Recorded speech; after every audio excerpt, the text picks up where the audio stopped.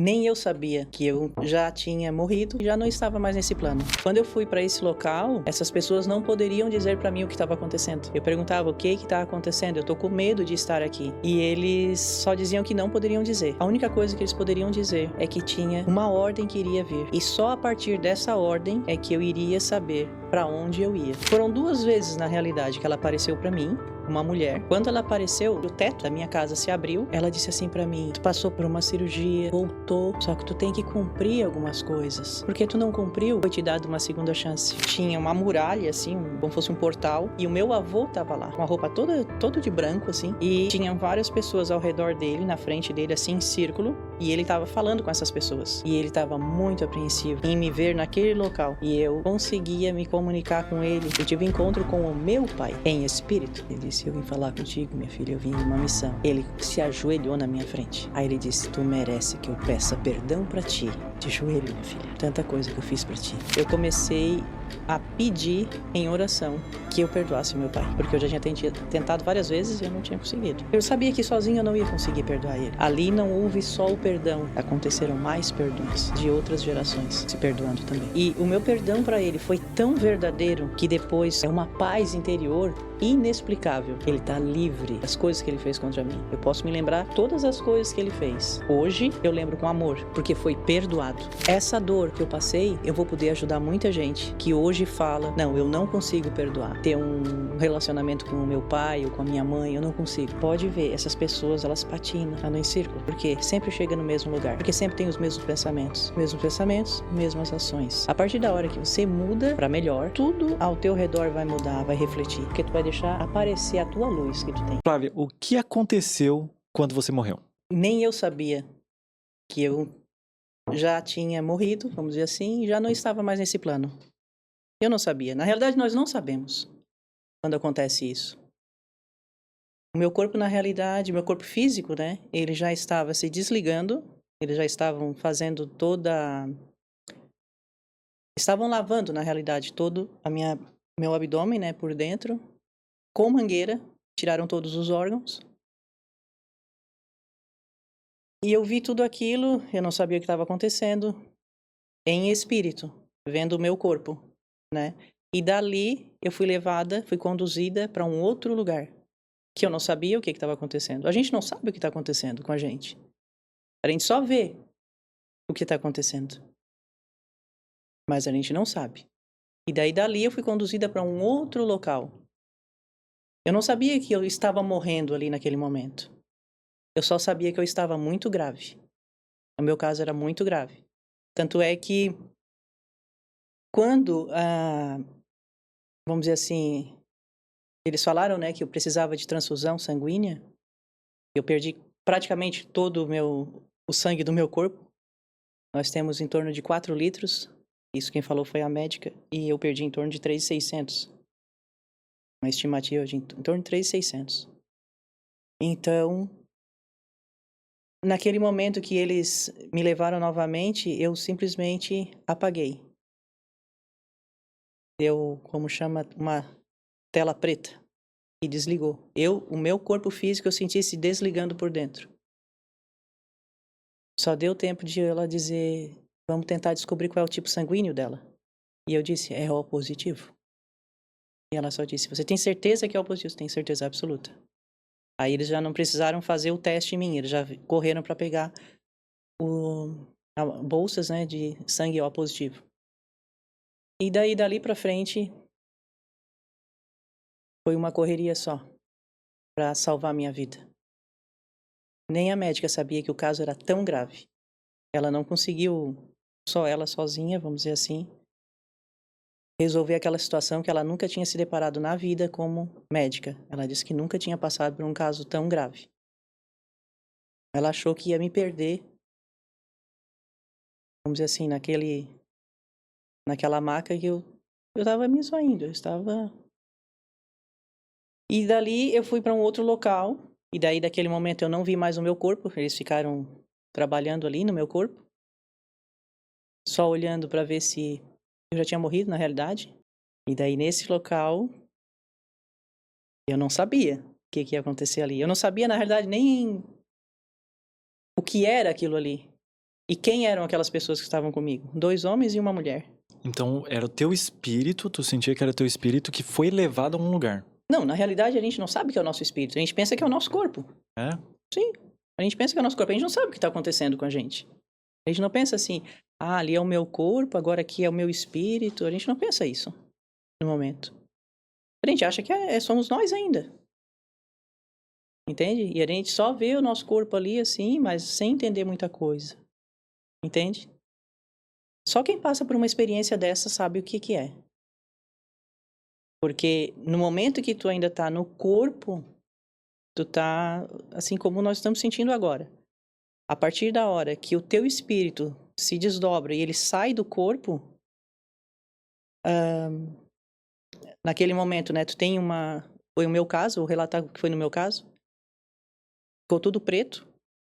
Então, eu não ouvia mais, não via nada. Só que daí, esse desdobramento, vamos dizer assim, tu ainda existe, só que em espírito. Só que pra ti é a mesma coisa. Entende? Naquele momento tu não sabe que tá ali agora em espírito. Não sabe, tu não tem nem essa noção. Na época eu não tinha, né, em 2006. Então, quando eu fui pra esse local, essas pessoas não poderiam dizer pra mim o que estava acontecendo. Foi onde eu fiquei assim mais...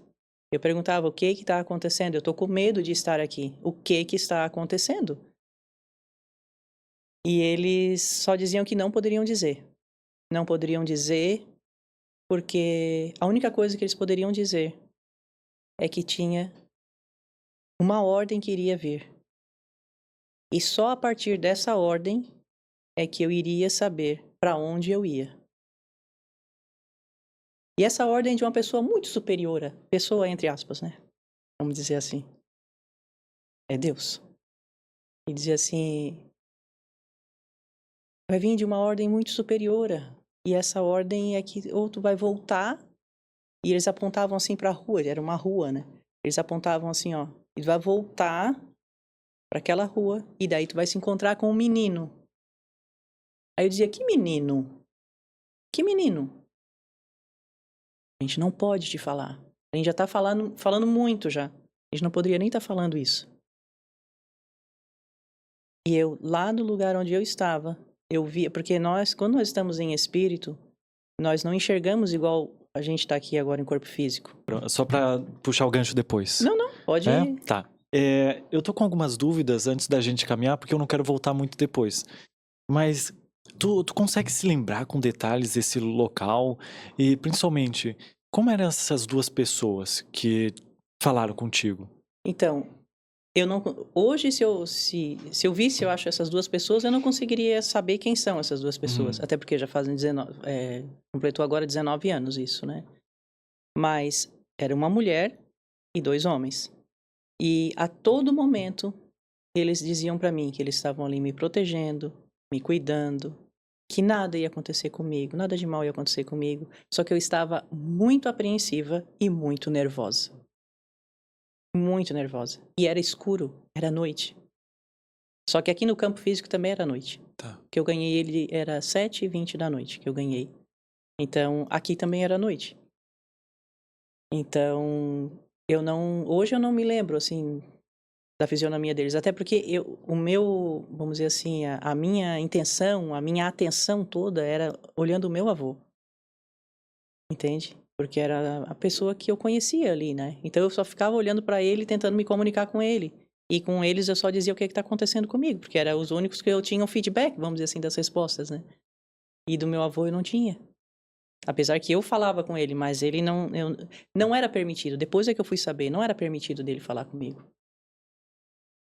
Somente se eu cruzasse o portal. Que portal? Tinha um portal, que é onde era o meu avô estava dentro. Ah, sim, lá perto da muralha que tu falou. Tinha um portal lá Tinha um atrás. portal, sim. Tá. E daí depois é que eu fui saber que só cruza aquele portal é quem já desencarnou realmente. Então por isso que eu não cruzei. Porque não era a tua hora, então. Era a minha hora. Ah, era? Sim, dia 16 de junho de 2006. Eu tinha 33 anos. Era a minha hora aquela hora. Mas foi me dado uma segunda chance. porque o que eu tinha que cumprir aqui eu não tinha cumprido. Tá, então eu quero falar sobre isso, então. Assim, ó, na verdade, vamos voltar uma questão. Esse menino, hoje em dia tu sabe quem ele é? Perfeitamente. Quem ele é? É o filho que eu ganhei. É o teu filho? Vai voltar pro teu menino, eles diziam assim.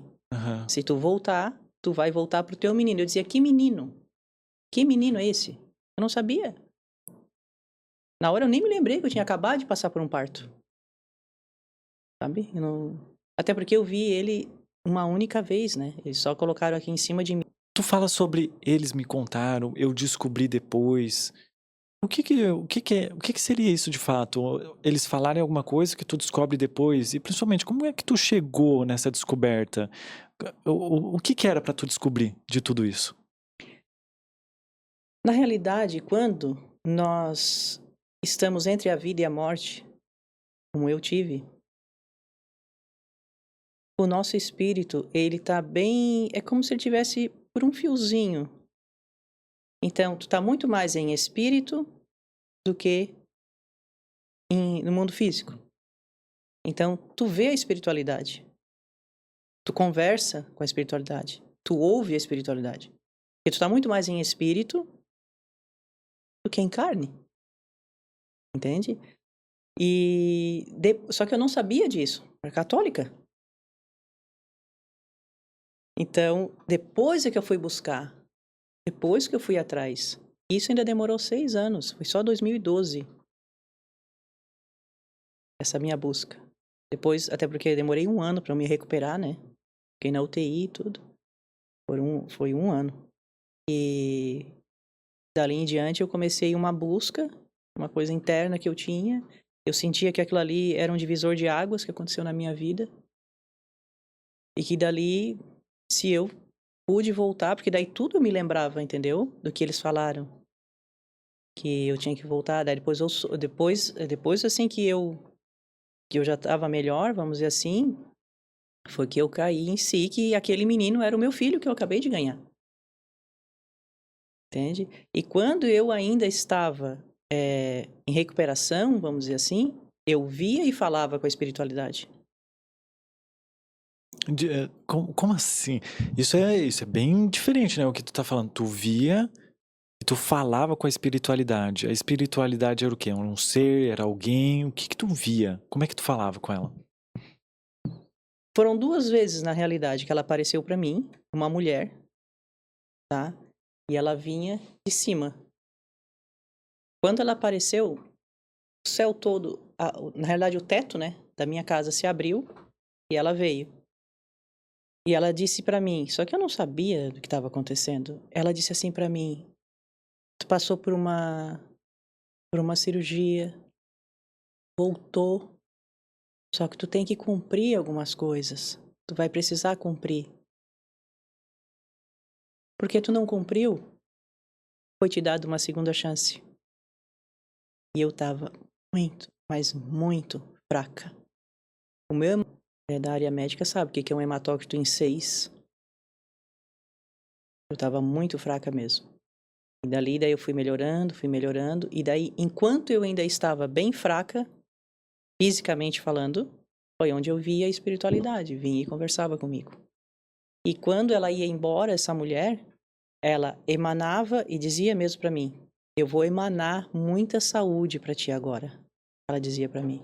E daí das mãos dela saíam raios assim de luz e vinha em todo, principalmente nessa área minha aqui, ó, no meu peito. E eu olhava e via aqueles raios tudo entrando em mim.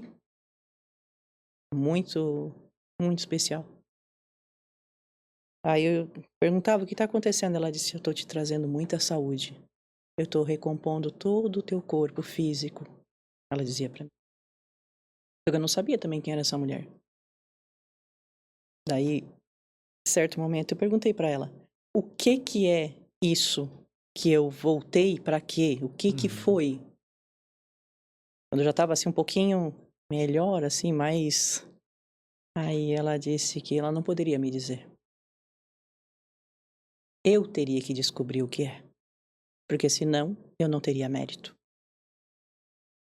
Se ela apenas me falasse o que era, que eu ia ter que buscar, que foi dado essa segunda chance, eu não teria mérito.